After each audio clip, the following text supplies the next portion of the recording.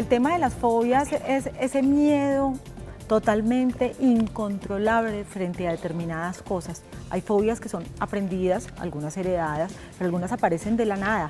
Pues hoy con el doctor Alejandro Carvajal, él es psicólogo, hace hipnosis con fines terapéuticos, estaremos hablando de las fobias y de la forma como la hipnosis sirve como terapia para poder eliminarlas. Bienvenida, gracias por acompañarnos. Muchísimas gracias, qué rico estar aquí de nuevo. Yo pregunto de dónde vienen las fobias, porque hay muchas creencias y mitos populares. La gente dice, si le da miedo a las arañas es porque un día se murió en la otra vida por culpa de las arañas, Sí. la picaron. Bueno, en fin, sí, de verdad que hay muchos mitos alrededor de estos temas.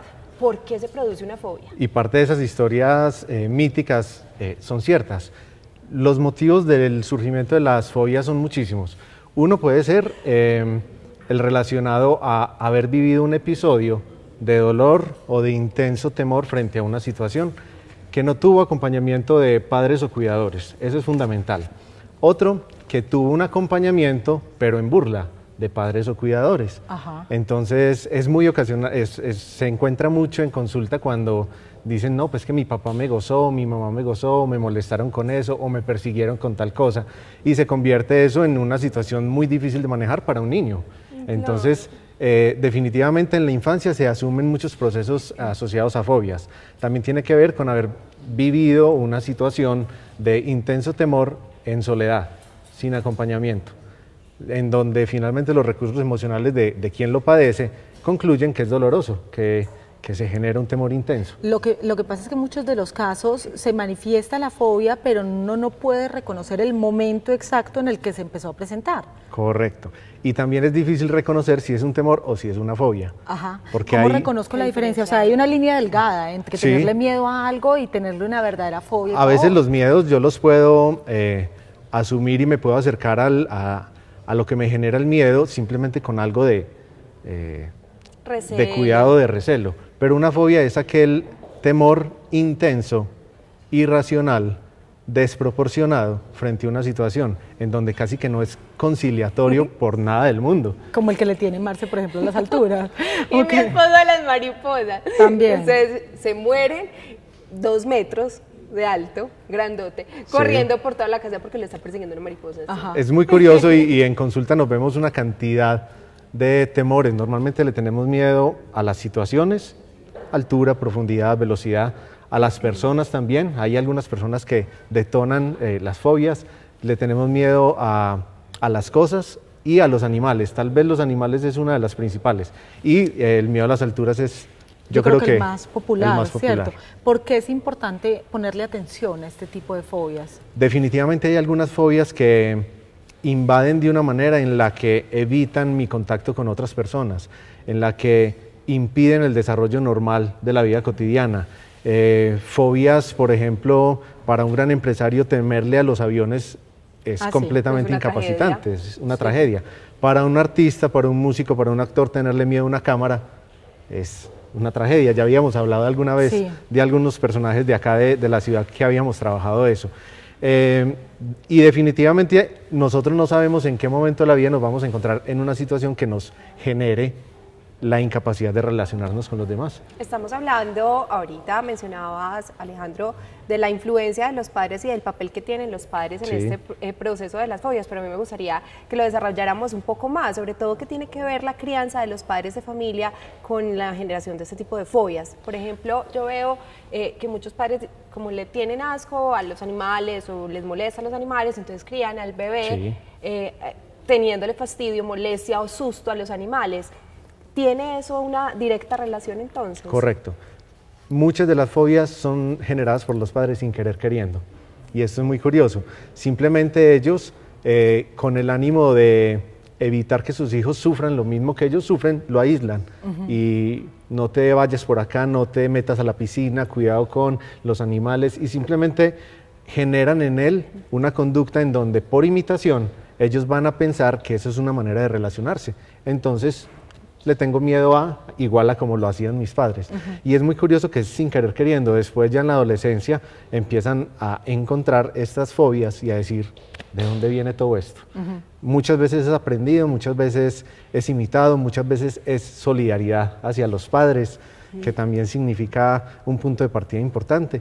Y definitivamente pues para nosotros es bien necesario acercarnos a estos pacientes para modificar estos síntomas. Hay algo, y es que la vida moderna, así como ha traído tanta modernidad y tanto desarrollo en muchas de las cosas, ha traído consigo un sinnúmero también de formas de fobias que tienen el mismo rechazo de la sociedad. Sí. La gente, por ejemplo, los que son acumuladores, porque necesitan tener todo en su casa, no sé qué, la gente que no sale de la casa porque le da pánico la calle, porque Sí. ven las noticias, el que la vida está violenta y no son capaces de moverse. Entonces Sí. hay fobias de fobias, hay fobias Y que de pronto son controladas, pero hay unas que te incapacitan del todo de manera social y productiva. Y eso es muy curiosa porque cuando lo llaman a consulta a pedir una cita para trabajar una fobia de estas relacionadas a la incapacidad de encontrarse con otros, pues lo primero que le decimos al paciente es te tienes que desplazar y dicen, pero si esa es mi fobia, ¿cómo lo voy a hacer? Ajá. Entonces es muy curioso, o casos también donde entra la paciente al consultorio y dice,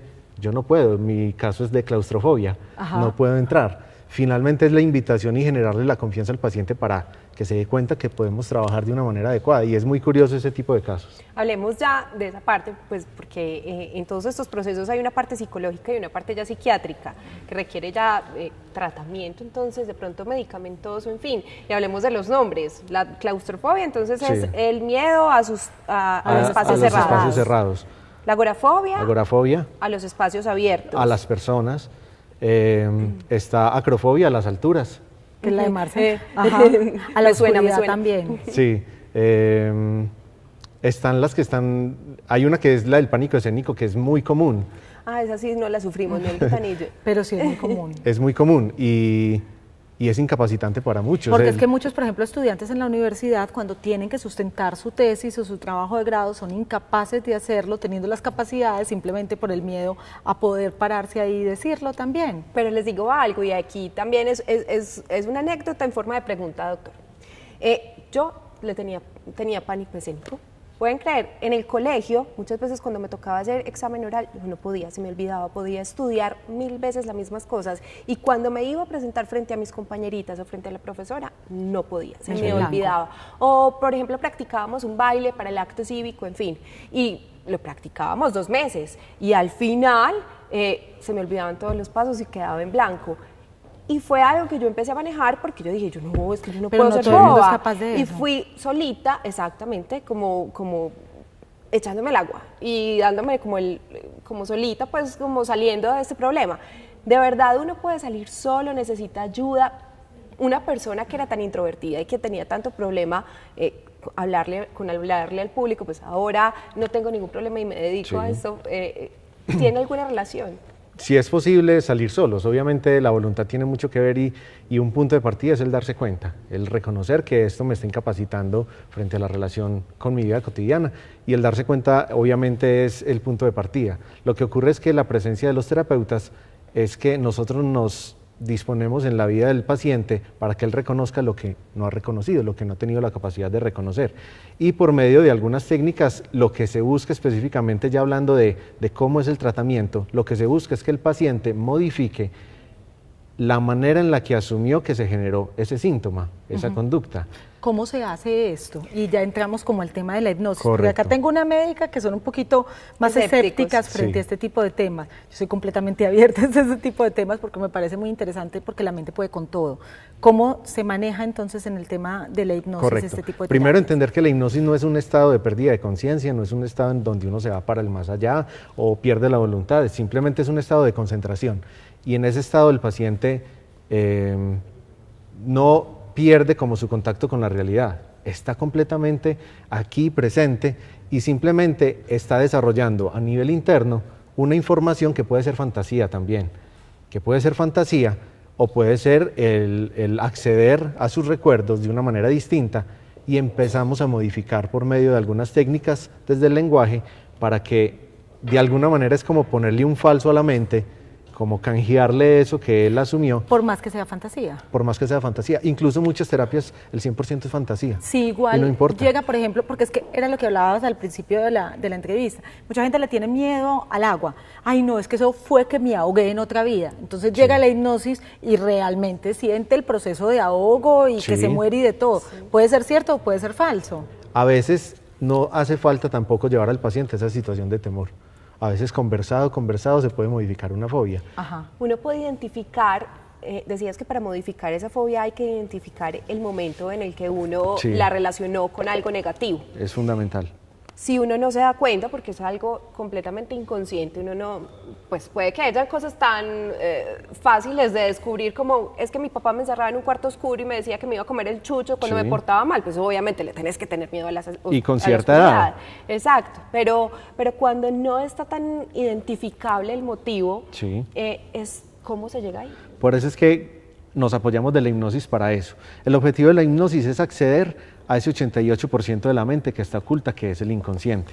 Nosotros normalmente accedemos, digámoslo de alguna manera, utilizando un poquitico para que todos nos entiendan, accedemos a en el estado consciente accedemos a un 12% de nuestras capacidades mentales. No usamos nada. Deberíamos acceder al 12%, pero usamos un 5%. Tal vez los más iluminados trabajan un 10%, por decirlo de alguna forma. El otro 88% es el que está oculto.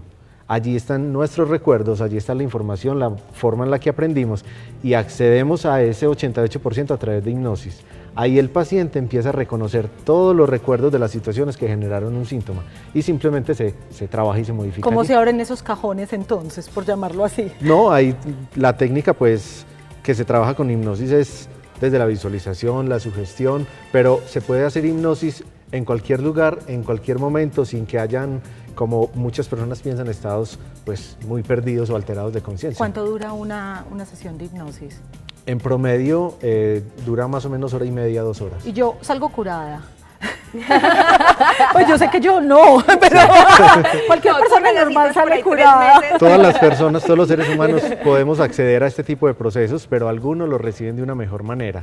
Es muy difícil decir que en cuántas sesiones un paciente tiene resultados. Asombrosamente nos damos cuenta que hay unos que en una sola sesión lo tienen. Es que tú dices que los médicos somos muy escépticos y en realidad sí lo somos, pero cuando uno entiende ciertas cosas, por ejemplo, hay una enfermedad psiquiátrica que se llama el trastorno disociativo de la personalidad. Y una persona, un día es una señora de 56 años diabética que necesita insulina y al otro día es un joven de 25 años y no necesita insulina en el mismo cuerpo. Entonces, de verdad que la mente, uno alcanza a ver que la mente tiene poder de cualquier cosa, de cualquier cosa. Y definitivamente el 90% de nuestras fobias son completamente irracionales y generadas por la emoción. Entonces, así como entraron, así salen. Y uno en la vida solo le puede tener miedo al miedo, que es lo único que lo paraliza a uno. De resto, hay que superarlo como sea, porque en esta vida tenemos que venir a luchar. Ustedes no vieron a Olguita montada en bicicleta en downhill. Miedo al miedo. Pues Alejandro, gracias por acompañarnos. A ustedes muchas gracias. Quedamos pendientes porque un día vamos a venir con paciente, sí, claro. ¿cierto? No, yo le tengo la paciente de hipnosis para lo de la comida esta, lo de la banda gástrica. Para se mí. le tiene. No, mentira.